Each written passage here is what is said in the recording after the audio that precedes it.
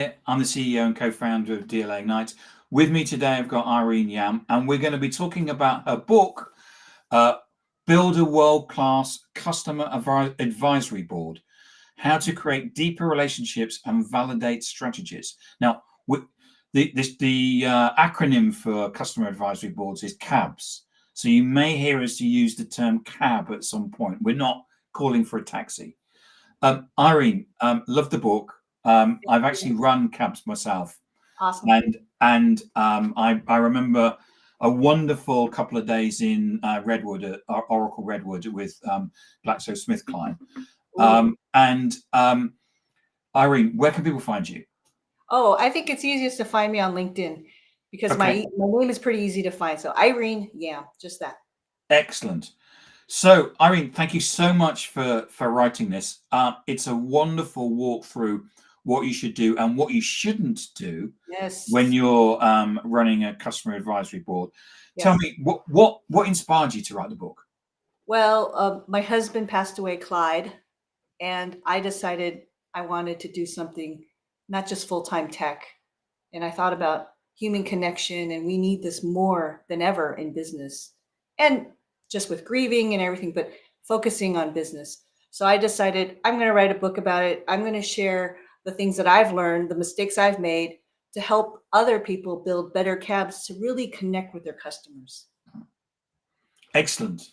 Um, so, what do you define as a world-class cab? Well, I've thought about this, and there's five things, and it's actually not what you think, like a four-star resort. Okay, It's just a weekend away in a hotel, isn't it? Or oh, and no, no, it's a 1 to 2 day event. Think about like back in the day, we had focus groups, and there were two-way mirrors, and we're sitting there trying to listen and understand our customers. Shatter that glass, sit in a room with your customers that are handpicked. Be thoughtful, ask questions, be vulnerable, prepare, have a mission, and make sure at the end, have an executive follow up with a customer. That's a cab. So usually what would happen is that so what we did with GSK was that Yes. we took them to Redwood, Oracle's HQ, Yeah, the and we headquarters. we sat them down in a room and we got senior execs to come in Yes. and say, this is what the future, what we're going to be doing for the next 3 years or five Yes. years. Yeah. Yeah. Yeah.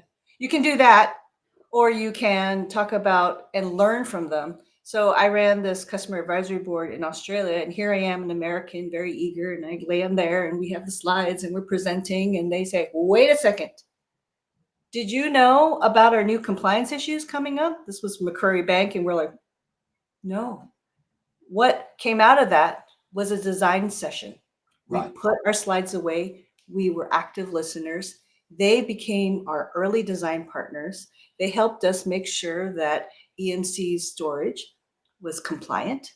And then after that, they were all excited that they were willing to go around Asia Pacific and speak about their use cases. I mean, these are big banks, Mm. the US Postal Office in Australia. I mean, these were big storage customers willing to share their use cases. It was great. So this cab, what I'm saying is it can build a network, and also it can also fuel your stories out there in the field. But that's a wonderful thing that you did there, which is Hmm. that how many people would have said, we've turned up here with our slides, we're going to give them whether you want them Right. or not. And the fact that you were able to turn around and actually listen, Yes. but then the clients were bought into the fact it was their idea, which is why they would go out and spread the word. Hmm. Hmm. Yes, and they were early, not only design, but they were beta testers. I mean, how difficult is it to get beta testers? Everyone's so busy. But if it's aligned to their roadmap and yours, you're together, you're building it together. Hmm. So, what key factors make a really good customer advisory board? Yes, so I have five, right? Be respectful of time. So meaning no 100 slides, no show off of slides. Yeah. Really listen, be thoughtful, be empathetic. Go through your agenda. Is this something that a customer would like to hear? Prepare. Make sure that you have the right speaker. Sometimes there are sometimes executives that aren't really good at presenting. Yeah. Have somebody that's really good presenter. Have the CEO sit there and listen. That's even better. Have them chime in when they need to, right? And then the other is follow a CAB mission. Have a CAB mission. Make sure that you share that with your customer advisory board member. Why are you taking their time out of their busy life and their family life to travel to be with you? And then lastly, take action. I've been at really big organizations, and sometimes even these executives are too shy because they don't know what to say. They don't know how to say no. So I teach all this, right? I coach, I teach, and then I say, you have to be honest. And actually, people like it when you say no, no, because X, right? And then if you have a big enough org, you say, well, we could do custom engineering if you really want, or we can discuss that, right? But the answer is get back to people, follow up. The CAB is just the beginning of this really strategic, long-term relationship that you can have with your advisory board members. I think picking up on some of those things, I think it's really important, isn't it, that you have to prepare and you have to have a strategy and decide what it is and share that with the people beforehand, Mm-hmm. don't you? Yes. Because they Oh, need to know homework. what they're walking into. Oh, yes. If I may, so you build this agenda, what you're hopeful for, right? You have the mission, your executives. So I have these goals. I want to validate these strategies. So what I do is I talk to the customer, but at the end we take all that input, and then we have the kind of the final agenda. And then before they travel, I talk to them. I walk them through it. I walk them through the agenda line by line, and I explain we made changes because of this and this and this. People were like, wow, you did that? And I go, yes, we're listening. We want to really prepare and make sure that this time is really impactful. And that's great because then they're pumped. They're ready. They're listening. They're reading. They're doing their homework. They're preparing. We're all preparing for this CAB. And you talk in the book about having building in time into the agenda, not Yes. just to stand up and basically to throw up slides, but Right. also have time in terms of discussion time. Oh, those are the best. That's the best. The breakouts, the hallway conversations, the tap on the sign when you're getting coffee, all sitting next to people, changing up the seats. That's important. All those And little things. and you talk about having you go into the detail about how to have the room set out. Yes, yes. You also talk in the book about having one of the people arrived and you could tell that they were a smoker. So you Hmm. actually found somebody else who was a smoker to go out to have a cigarette with them. Right. Well, because they were upset customer, Yes, but and we you knew went that. to but Mhm. but the thing was that you covered that base because if Yes. you've got people having a conversation in a room drinking coffee and someone Right. goes outside, Right. you Right. you you want to cover that in terms of that getting that Yeah. person, wasn't it, and Yeah. having a conversation with that person so that you go into a real finite amount of detail about how to run these things. Yes. So it's not, and I want to address this. It's not about money. Okay. It's not about spending tons of money. It's about building content. My cabs, I don't spend money on big fancy hotels. I mean, these days people don't have those budgets, but I do spend time on preparing our clients to be ready to talk to our customers. And I prepare the customers as well. So what are some common mistakes? Oh, well, okay. One is too many slides. Yeah. They feel the need to like show, show, show, show, show. It's all about them. No active listening, no pausing, no discussion, no learning, no wanting to learn from the customer. That's pretty much number one that people do. Number two, people want to do virtual, which I totally understand, but they want a 3 hour virtual customer advisory board. That's not going to work out. People are going to tune out. So do them in smaller series and actually walk them through ahead of time. So there's a lot of prep Yeah. about that as well, even video. And so people are like, wait, this feels like as much as I'm flying on a plane. Well, yeah, but we really need that hour or that 90 minutes. There might be only 5 board members, right? And then you're always squinting. I don't know me. I'm squinting. I'm like, what did that person say, right? And it's really hard. You want to have this high engagement. So another really one is right now, a lot of people go, oh, let's just add it to the conference, and let's do it at the end, because then they came from the conference, they're all pumped up, and then we're going to ask some questions and they're going to help us validate even better. Well, actually, that turned out to be a in my there's a case study where I did this at a Gardner event, and everyone was just tired, and I had to intervene. I had to say, okay, this is not a good time. Please take the snacks.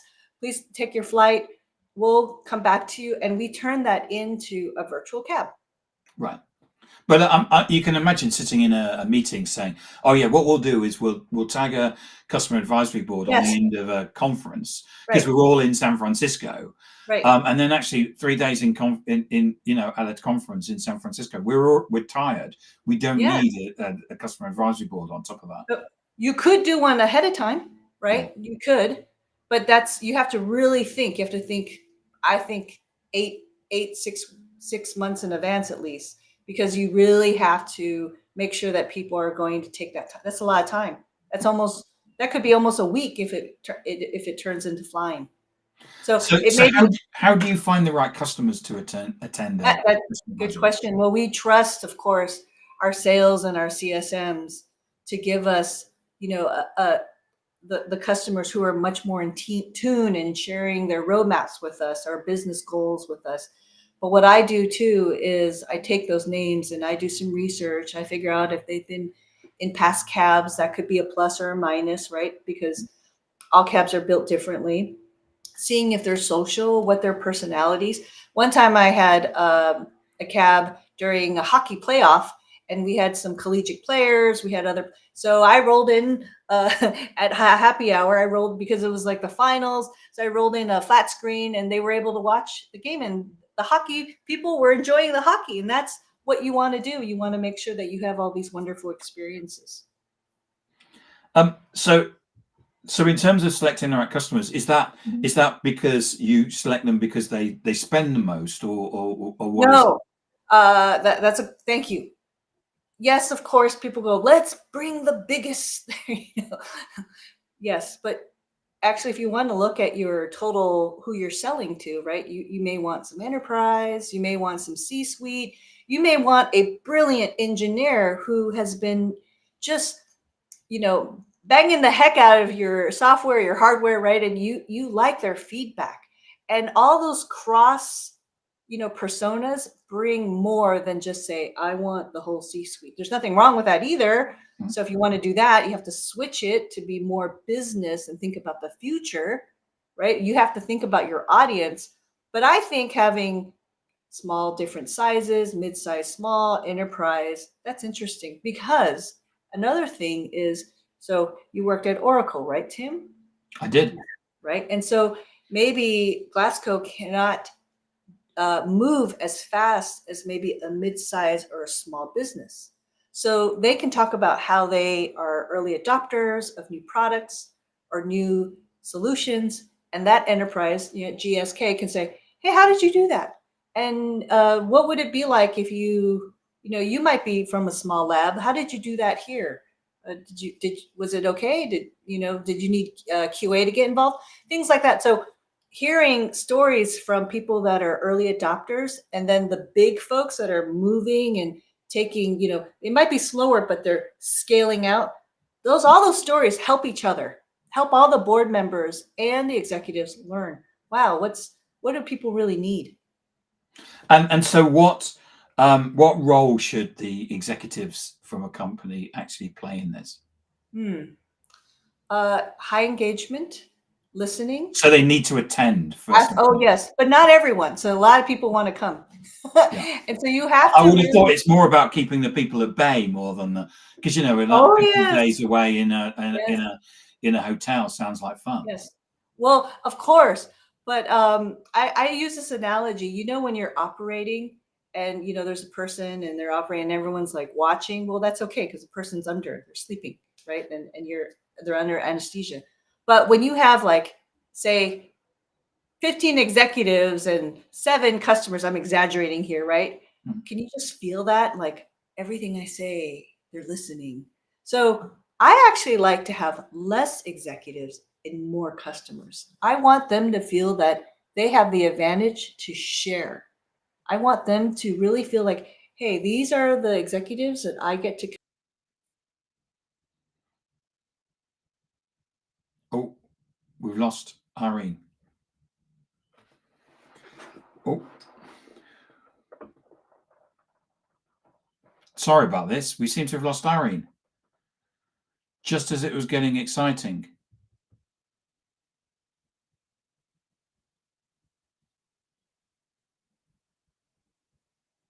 I don't know if she's coming back. Oh, here she is. Oh, she's having difficulty connect. Here we go. Sorry about that. Good old mountain internet went out.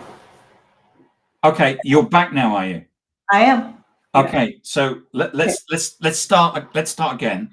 Okay. Okay, so should let me start again. Should executives be involved? Yes, definitely. But let's make sure that there's not like 10 or 20. Make the profile like 3 or 4 customers and then 2 executives, or 10 customers and maybe 4 executives. Something of that. You don't want more executives and less customers, in other words. I remember one customer saying to me that they didn't like companies that hunted in packs.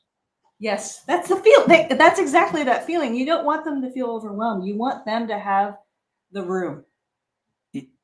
Yes, yes, and it can be, it's organizing meetings where you get the right number of people, and also having that, where it's like when you've been to an interview and you've got one set of people sitting one side and one and you've got this us and them situation. You don't want Yes, to have that.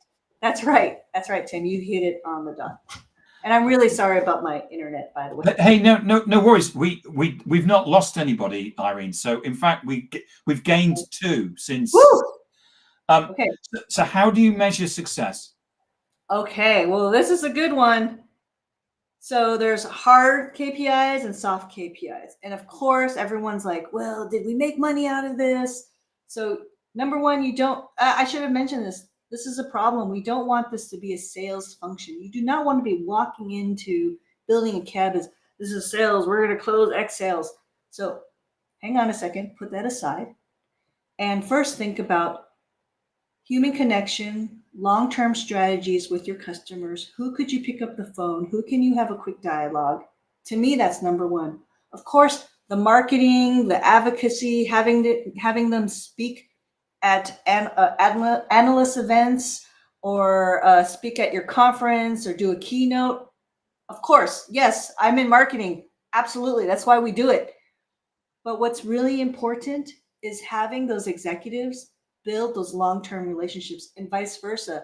So maybe there's a 1-year term for the customer advisory board member, but I pick up the phone 11 years later, 17 years later, and I have conversations with these people. Hey, I'm going to be in Florida. Didn't know if you're around. Could I see you? I mean, or I've been thinking about going to this company. They're actually customers. I ask them, like, what's the company like? What's the culture like? These types of conversations, if you can imagine, executives are thinking of maybe buying companies or building a partnership. They can ask their customers about that too. Okay, so back to the hard numbers. It is true, once customers, and if you do this right, cabs build trust, you have that connection with executives. They go, okay, I've spent X millions of dollars. Now I understand how this business is run. I like the leaders. Yes, they will naturally and organically buy more or ask for more demos. Maybe they didn't before and they like it now. They're thinking, okay, I'll make a future investment. But to me, that's not what you do when you walk into building a cab program. Yeah, I remember, as I say, taking GSK to Redwood, Mhm. and the client had a whole list of objections, and we got Larry Ellison's number 2, as he was at the time, to basically come down, and he just went through, and Yeah. he just had the presence. He didn't do any prep because he didn't need to, because he knew the subject, Yeah. and saying these are the problems we're having, and this is why we're having these problems. Uh, Uh, uh, and the problems that they're having, because they were from IT, they understood that those were problems and they were solvable, and it just turned it around from, yeah, we might spend a couple of million to, okay, yeah, we will spend a couple of million. the key is if you can work with your executives to be vulnerable and when to be vulnerable in a cab, can actually flourish and bring growth to your, not only your company, your brand, but your culture too. Everyone wins if you can do this. If you can be like, look at Larry, he was open. He needed help. People are like, we're natural. We want to help people. That's what a cab is about. But you need to first build trust and human connection. Irene, thank you so much for coming on Thank you. and talking about your book, Building a World-Class Customer Advisory Board, or CAB, how to create deeper relationships and validate strategies. I really enjoyed it. I've run Thank you. CABs, and I kind of felt, as I was reading it, I kind of felt that I was there. Thank you. And so you're welcome. So Irene, if we wanted to buy a copy of this, where could we get a copy from? Amazon. There's actually small bookstores that have it, so you can walk in your small bookstore, and also Barnes and Noble as well. Oh, excellent. And Irene, where can we find you? I have a website. It's ireneyam.com, or it's LinkedIn is the best way to find me, and let's connect. Excellent. Thank you, Irene. I really appreciate you Thank coming you. on and